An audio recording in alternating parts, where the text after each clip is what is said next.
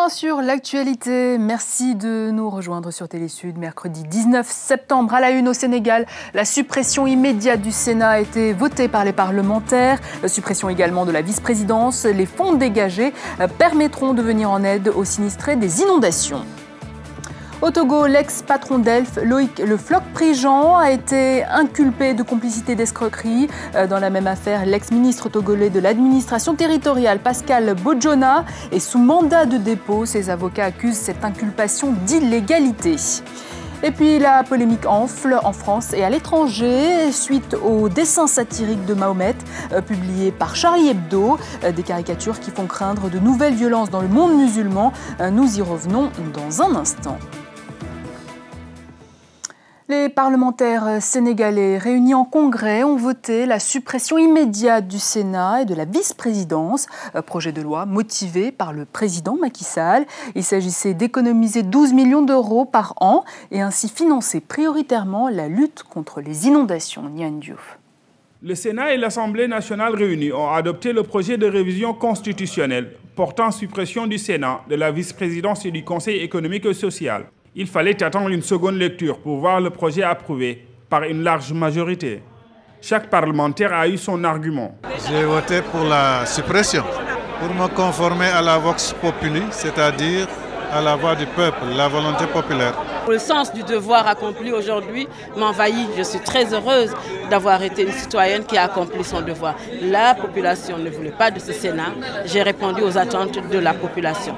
Pour l'opposition, c'est en violation de la Constitution que le forcing a réussi.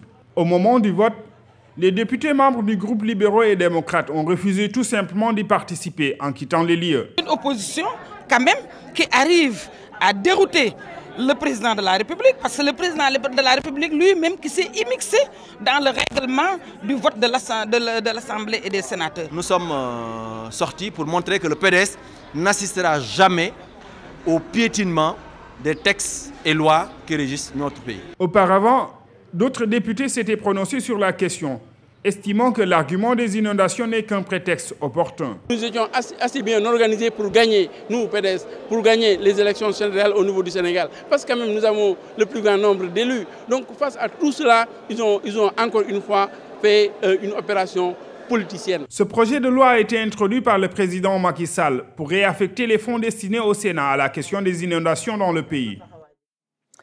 En Afrique du Sud, un mois après la terrible tuerie de Marikana qui a fait 34 morts, un accord a été signé ce mardi soir entre le groupe britannique Lonmin et les représentants des salariés grévistes de la mine de platine sud-africaine. L'accord stipule notamment que tous les employés reprendront le travail et prévoit entre 11 et 22% d'augmentation de salaire. Justice à présent dans l'affaire Loïc Le Floch-Prigent, l'ancien patron du géant pétrolier français Elf au Togo, a été inculpé pour complicité d'escroquerie dans une vaste affaire internationale. Un dossier qui implique également l'ancien ministre togolais Pascal Bodjona. Il a été placé sous mandat de dépôt. Ses avocats qualifient son inculpation d'illégale et parlent de dossier politique. Nian Diouf, Noël Tadugno. Les avocats de l'ancien ministre togolais de l'administration territoriale, Pascal Bodjona, estiment illégale la plainte déposée pour complicité par un homme d'affaires émirati contre leur client. Pour eux, c'est un dossier purement politique. Il s'agit purement simplement d'un procès politique. Politique parce que nous avons ouï dire que le ministre Bodjona, on lui prêtait des intentions électoralistes, qu'il avait l'intention de se présenter en 2015 comme président de la République. Et que c'est Agba Bertin qui financerait sa campagne. Ce n'est pas une affaire de droit commun, comme on tente de nous le faire croire, mais il y a des mains noires qui agissent dans l'ombre et tout porte à croire que c'est un dossier politique. Pour le plaignant, en l'occurrence Abbas Ali Youssef, c'est environ un pactole de 25 milliards de francs CFA qui lui est soutiré. L'homme d'affaires dit compter sur la justice togolaise pour la restitution de ses biens. Je ne demande que le recouvrement de mon argent. Ce n'est qu'après cela que je cesserai toute poursuite contre les personnes concernées. Je reste ouvert à tout règlement pour la restitution intégrale de mon argent. Je suis persuadé que l'affaire n'est point politique. Et je ne comprends pas que des gens veuillent transférer le dossier sur le terrain politique. Je ne suis pas un politicien, je suis un homme d'affaires. Cette affaire a connu un nouveau rebondissement avec l'arrestation ce week-end à Abidjan de l'ex-PDG d'Elf, Loïc Le Floch-Prigent, cité dans l'affaire et extradé samedi soir à Lomé. Son interpellation fait suite à un mandat d'arrêt international lancé par la justice togolaise. En RDC, à l'heure où Kinshasa se dit prête à accueillir le 14e sommet de la francophonie, la situation reste critique au Nord Kivu. Les conflits entre les forces armées et rebelles du M23 gagnent en intensité sur le plan humanitaire. On enregistre plus de 220 000 déplacés. Patricia Dreline, James Katamboa. Kibumba, à 500 mètres de la ligne de front du Nord Kivu, une localité tenue par l'armée régulière, la FARDC, qui se trouve à 30 km de Goma, chef-lieu du Nord Kivu. Kibumba, une localité très convoitée par les mutins du M23 qui, eux, tiennent leur base à Rutshuru, derrière ces collines. Comme vous le constatez, vous voyez, la population est en train de vaquer librement ses occupations, même sur la ligne de front. Et par contre, du côté de là où les M23 contrôlent, ce sont des déplacés. Sur la ligne de front, une accalmie passagère. La FARDC et le M23 se regardent en chien de faïence. Les déplacés internes sont logés dans un campement à Dosho, où l'eau est une denrée rare. Et pour la puiser, c'est mettre sa vie en danger. En allant chercher de l'eau au lac, on viole les femmes sont violées, les petites filles sont violées, même les garçons aussi sont violés par des enfants de la rue, des hommes de la rue, des militaires et tout consort. Pour résoudre cet épineux problème, la MONUSCO a fait installer 3 citernes de 15 mètres cubes, chacune à Dosho. C'est une ONG locale qui gère la vente de l'eau à bas prix à la population du campement et des localités voisines. L'eau que nous avons ne parvient pas à pallier à tous les besoins possibles des ménages. Nous lançons un SOS à d'autres partenaires et personnes de bonne volonté de nous venir en aide. Pour protéger la population civile, la MONUSCO effectue des patrouilles terrestres à Goma et lacustres sur le lac Kivu. Le Conseil de sécurité de l'ONU a préconisé la recherche d'une solution politique et la coopération entre la RDC et le Rwanda, accusés par Kinshasa de soutenir le groupe rebelle M23. Et puis, gros plan ce soir sur Bouaké, deuxième ville de Côte d'Ivoire. Dans les années 90, Bouaké était un véritable carrefour commercial de la région du centre-nord. Mais aujourd'hui, après une décennie de crise politique et de guerre civile, son économie a du mal à décoller et la ville tarde à retrouver son lustre d'antan. Moïse Monkoro.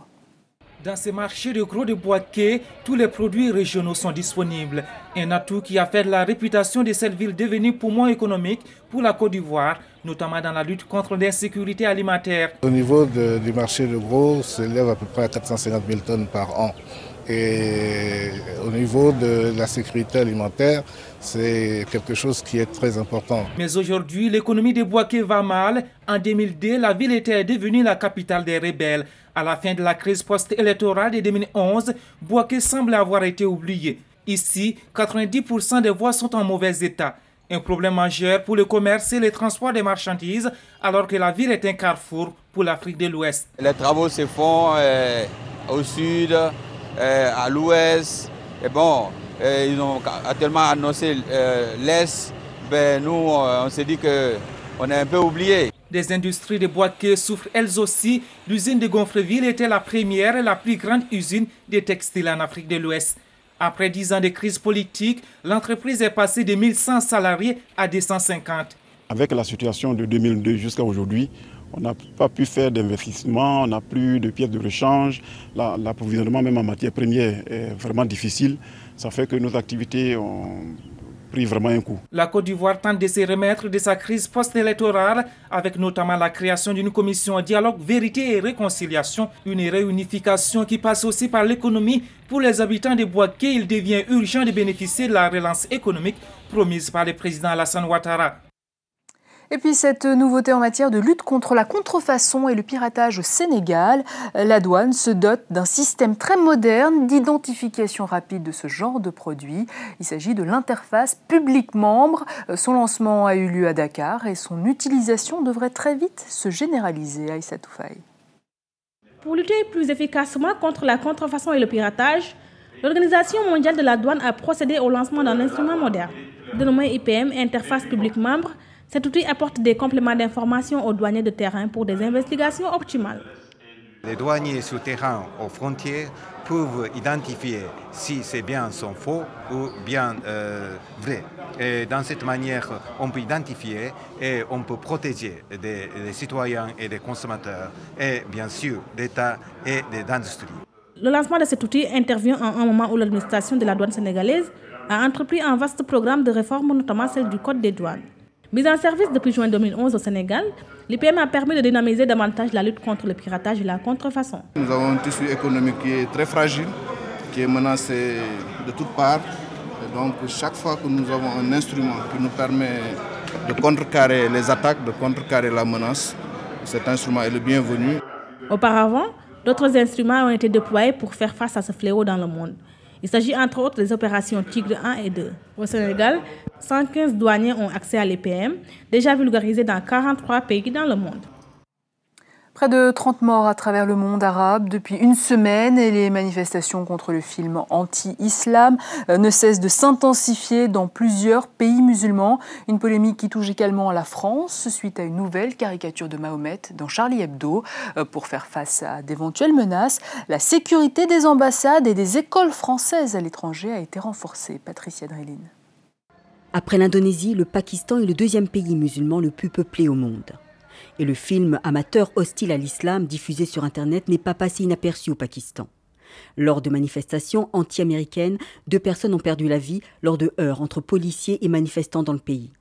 Les autorités pakistanaises ont donc décrété aujourd'hui que vendredi serait un jour férié national en l'honneur du prophète Mahomet. Et pour tenter de maîtriser cette contagion anti-américaine, beaucoup de pays musulmans ont demandé à YouTube de supprimer tous les liens qui conduisent aux films polémiques qui dénigrent l'islam et décrit cette religion comme un cancer. Le président américain Barack Obama a demandé aux pays musulmans d'assurer la sécurité des Américains menacés par la diffusion du film anti-islam.